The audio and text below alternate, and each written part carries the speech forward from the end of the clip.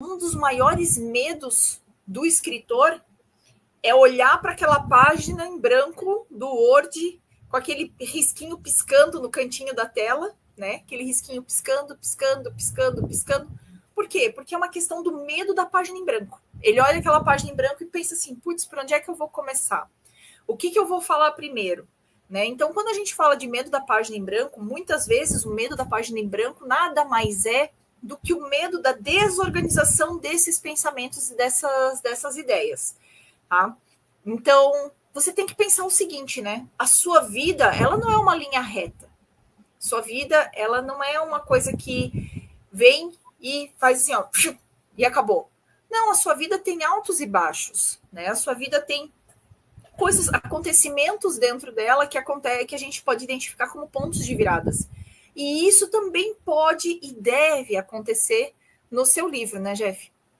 Essa questão da página em branco, medo da página em branco, né? Você citou a questão do cursor piscando lá na tela, mas a próprio caderno, a página em branco, pessoa que gosta de escrever a punho, o que eu vou escrever? E aí essa questão do medo da página em branco, ela está muito focada na questão da desorganização. Ou você tem tudo muito organizado aqui dentro e não transferiu para o papel. E aí dentro da editora NPE, uma das coisas que fez nascer o meu primeiro livro foi justamente o bloqueio, o medo da página em branco. Quando eu entendi que eu conseguiria escrever um livro se eu organizasse essas ideias. E o que é organizar essas ideias? É você estruturar primeiro, definir o tema central do seu livro, definir sobre o que você quer falar, de repente já tem um título que pode ser definitivo ou pode ser aleatório, né? Tipo provisório.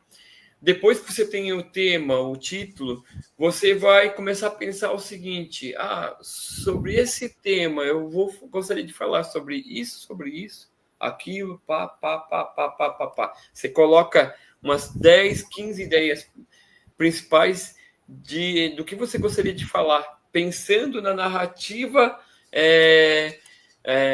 na arquitetura da narrativa do seu livro. Então, você colocando assim, eu sei sobre o tema que eu vou falar, eu sei o título, que ele pode ser definitivo ou provisório, e define assim, quero falar sobre isso, sobre aquilo, sobre isso, mais isso, pá, pá, pá, pá, pá. O que seria basicamente isso? A estrutura dos capítulos do teu livro. E aí você, por exemplo, dentro de cada capítulo, você pode colocar algumas ideias. Eu costumo dizer para os nossos mentores, nossos escritores e os nossos mentorados, que se você colocar de 3 a 4 ideias dentro de cada tópico desse que você gostaria de falar dentro do seu livro, abrir essa página de 3 a 4 ideias dentro de cada tema, de cada assunto que você gostaria de falar, que no final vai ser os capítulos do seu livro, o que vai acontecer? Você já não tem mais a página em branco. Você tem, sim, a estrutura bem, a grosso modo, do seu livro montada. E aí, por que você faz isso, pessoal? Justamente para resolver a questão do medo da página em branco.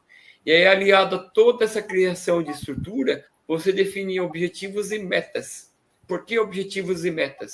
O objetivo é você escrever um pouco todos os dias, escrever um capítulo, um parágrafo, 15 minutos, meia hora, uma hora, e meta é: eu vou entregar o meu livro em 120 dias, eu vou escrever o meu livro em 180 dias, eu vou entregar um capítulo do meu livro por mês, eu vou entregar um capítulo a cada 15 dias. Você coloca objetivos e metas para que você possa fazer o quê?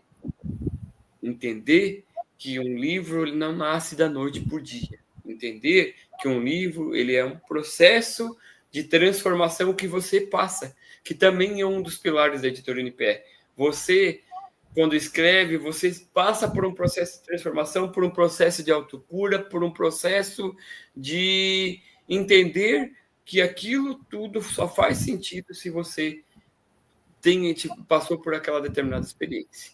E aí, quando você estrutura, quando você define os objetivos e as metas de cada capítulo, o que acontece? Você já tem, digamos assim, o esqueleto do teu livro. E aí, com os objetivos e metas definidos, você vai começar a escrever, você vai entrar no processo da escrita do livro em si. no manuscrito do seu livro, né, Gisele? E aí, quando você trabalha toda essa metodologia, toda essa estrutura, o que acontece? Você já não tem mais o medo da página em branco, você já não tem mais desculpa para não escrever o seu livro, né, Gisele? Isso aí, então a gente pega e pode falar também assim que você consegue, quando você faz toda essa divisão e essa organização que o Jeff falou, você consegue também identificar quais são os pontos de virada da sua história, né? Porque você vai colocar ali aquele rascunho, aquele guia mental, né, para você conseguir esvaziar um pouco a sua mente e deixar a sua criatividade também fluir para você poder ter uma melhor escrita, né?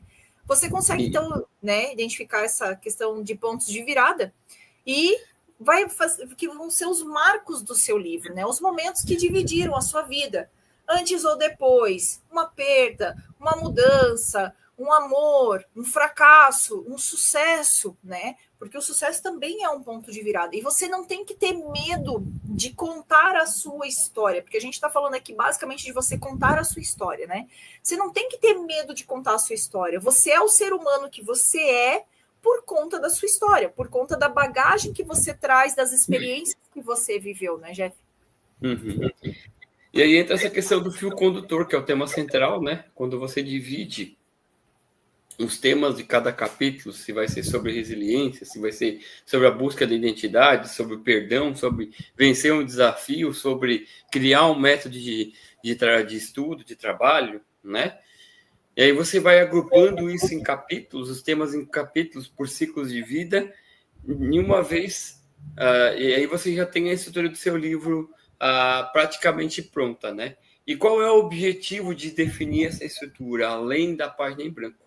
É levar o leitor em uma jornada que faça com que ele sinta a transformação do protagonista da história, que é você, né, Gisele? Exatamente, né? Então, a ideia é que você sabe quando você está numa roda de conversa, numa roda de amigos, ou quando você está contando para um amigo que você não vê há muito tempo o que aconteceu na sua vida. Então você não vai pegar e vai dizer assim, ó, em 1983 eu nasci. Em 1984, meu irmão nasceu. Em 1986, eu bati a minha cabeça e precisei levar pontos.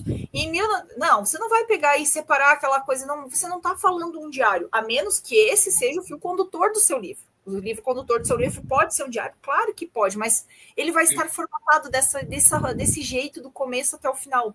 E mesmo os livros que são formatados na forma de diários, eles têm também os pontos de virada. Eles têm os dias que são mais monótonos, ele tem os dias mais emocionantes, ele tem os dias mais tristes, ele tem os dias mais alegres. E a linguagem que você vai trazendo no livro, ele vai trazendo essa nuance de emoções.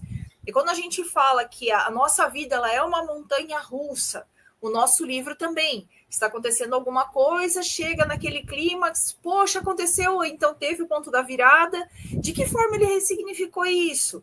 Ah, foi dessa forma, então ele conseguiu conviver melhor com as pessoas. Então, assim, a gente tem esses altos e baixos que são os marcos do livro, né? Que vão sendo levados pelo fio condutor, que é o quê?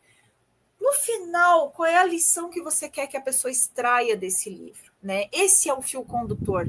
Você quer que a pessoa fique transformada com seu livro, então se ele vai contar os altos e baixos que te levaram e que vai levar essa pessoa a essa transformação também, né? É importante, né, toda essa questão da transformação, né, que ela tenha um início, um meio e um fim, né? Um livro, eu costumo dizer que ele tem um projeto, é como se fosse um projeto de vida. Você, quando começa uma faculdade, você começa, chega no meio dela e depois se forma. Você começa a estudar lá no ensino primário, depois você vai para o ensino fundamental, depois para o ensino médio e acaba a sua jornada como estudante para começar um novo ciclo que é a faculdade. A nossa vida, ela é exatamente o que a Gisele falou, né? Essa transformação, essa roda gigante, essa montanha russa de altos e baixos. Se a sua vida não tem altos e baixos, se a sua história não tiver altos e baixos, ela não prende atenção e não do leitor e não convida ele a ter essa senso crítica, essa jornada de emoção e, principalmente, não gera uma transformação, uma mudança na vida desse leitor.